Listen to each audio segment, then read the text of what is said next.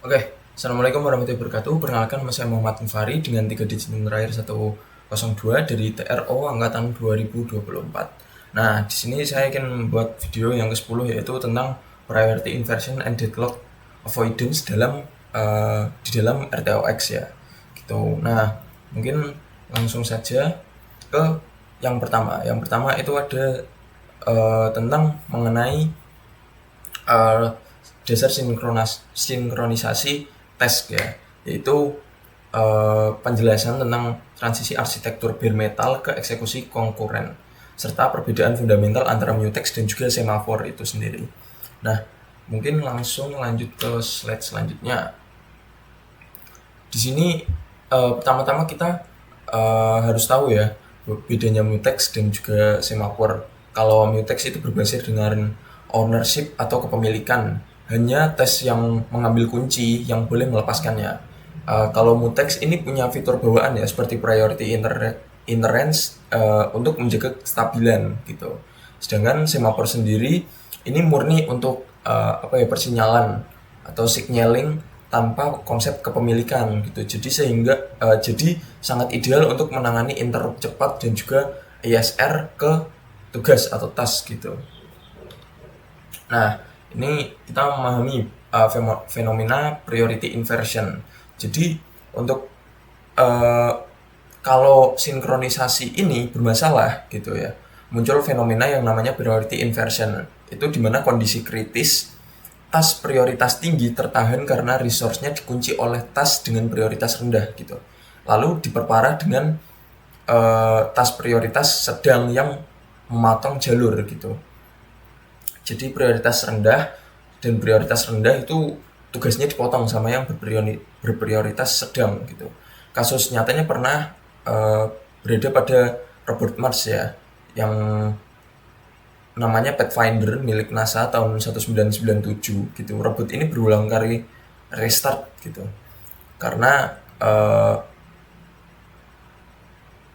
untuk apa ya, tas meteorologinya rendah gitu, yang akhirnya menyandra mutex bus informasi, lalu disela oleh tas komunikasi sedang yang pada akhirnya bus tas ini prioritasnya menjadi kehabisan kuota gitu ya. Nah, lanjut ke slide selanjutnya ya. Sorry. Ke slide selanjutnya itu ada solusi PIP dan juga PCP sendiri.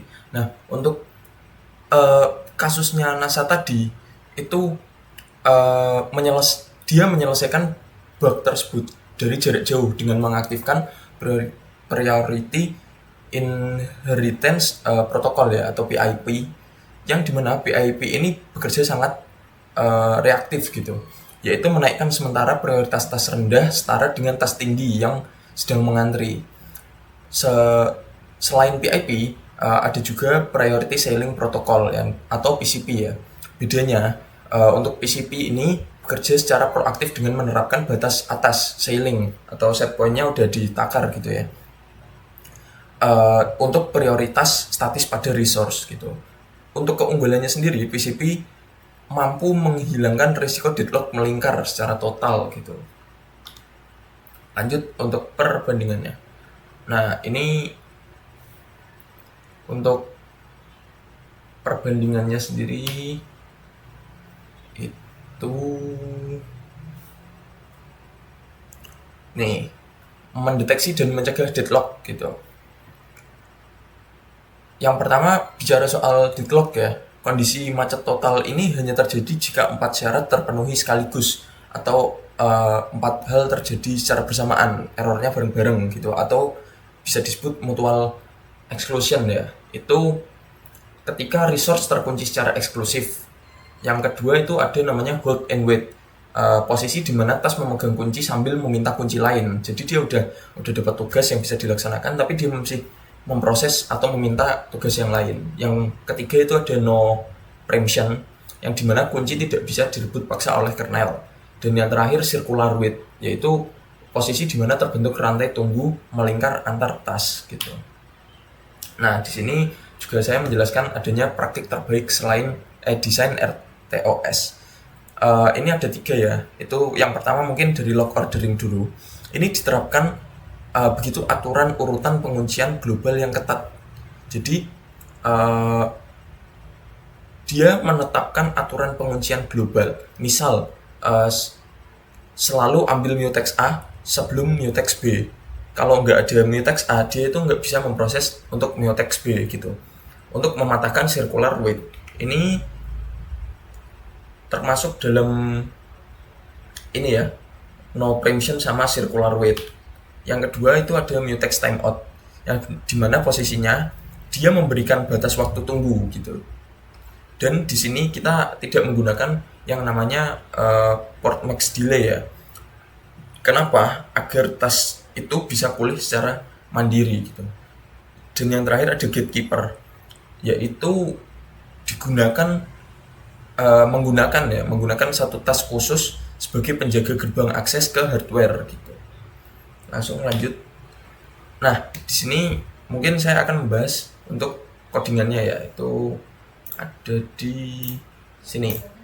Program di sini itu untuk program Arduino di ESP32 ya, yang digunakan untuk membaca suhu gitu. Ini untuk pembacaan suhu dan kelembapan atau humidity menggunakan sensor DHT22 yang ditampilkan pada LCD I2C gitu, menyimpan datanya itu ke SD card dalam bentuk file CSV. Oke, kita bahas dari yang pertama dulu ya. Pada bagian awal program itu terdapat beberapa library yang digunakan gitu.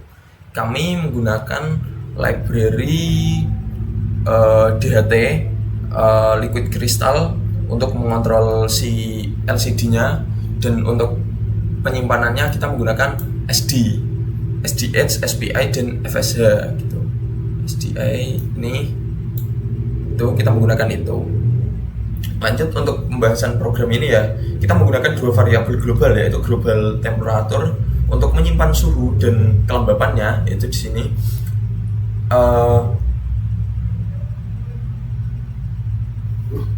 Karena pada dasarnya untuk DHT sendiri ini bawaan library-nya memang membaca dua sistem itu gitu ya. Karena data ini dipakai oleh beberapa tas secara bersamaan, kami menggunakan data mutex, itu ada di sini. Ini global variables and mutex gitu. Dan juga di dalam program ini ya terdapat 3 tes utama. Yang pertama yaitu tes LED display gitu. Nih, tes LED display kita untuk pengambilan pembacaan gitu, prioritasnya tinggi dengan periode 500 ms menggunakan 1 core. Lanjut ke tes kedua itu tes read time, dimana ini untuk pembacaan si DHT-nya. Kami menggunakan prioritasnya dengan tingkat 2 sedang gitu. Periodenya 1000 milisecond, pemakaian core-nya 1. Kenapa? Karena untuk pembacaan ini sendiri tidak memerlukan prioritas yang tinggi. Yang memerlukan prioritas tinggi dan juga real time itu untuk LCD-nya aja gitu. Ini lembab, suhu gitu dibaca dan ditampilkan pada LCD menggunakan library liquid crystal yang tadi ya. Lanjut ke logging data ke SD card untuk bagian penyimpanannya. Nah, untuk penyimpanan sendiri kami menggunakan prioritas rendah atau 1 dengan periode 2 milisecond atau 2 detik. Per 2 detik kami menyimpan 1 data ke SD card. Untuk core-nya sendiri tetap mengambil 1 core. Kenapa? Karena untuk penyimpanan datanya sendiri kami tidak perlu yang rigid, atau kalau misal di grafik itu jadinya noise-nya dikit gitu ya. Nah, lanjut ke bagian bawah. Itu untuk setup-nya kami menjaganya menggunakan loop ya, dengan delay-nya 1 detik atau 1000. Itu tidak digunakan seperti pada halnya program biasa, tapi untuk program ini seluruh proses utama sudah dijalankan melalui FreeRTOS task. Oleh karena itu di dalam loop sendiri terdapat perintah vtask delete 0. Jadi dia mana tadi? Free. Nah, di bagian sini free task delete 0 yang berarti task loop utama dihapus agar tidak membebani sistem. Begitu udah kesimpan langsung dihapus, kesimpan dihapus gitu secara terus-menerus. Jadi sederhananya untuk program ini itu bekerja dengan cara membaca suhu dan kelembapan dari sensor DHT22, menampilkannya secara real time ke LCD, lalu mencatat datanya ke SD card secara berkala menggunakan FreeRTOS. Untuk penggunaan FreeRTOS sendiri itu membuat setiap proses ini memiliki tugasnya masing-masing sehingga sistemnya menjadi lebih rapi, terstruktur dan juga cocoklah untuk aplikasi monitoring data berbasis ISP, karena ISP itu bisa diaplikasikan secara kencang gitu ya teman-teman. Oke, mungkin sekian penjelasan tentang video ke-10 atau materinya itu tadi tentang priority inversion. Kurang lebihnya mohon maaf. Assalamualaikum warahmatullahi wabarakatuh.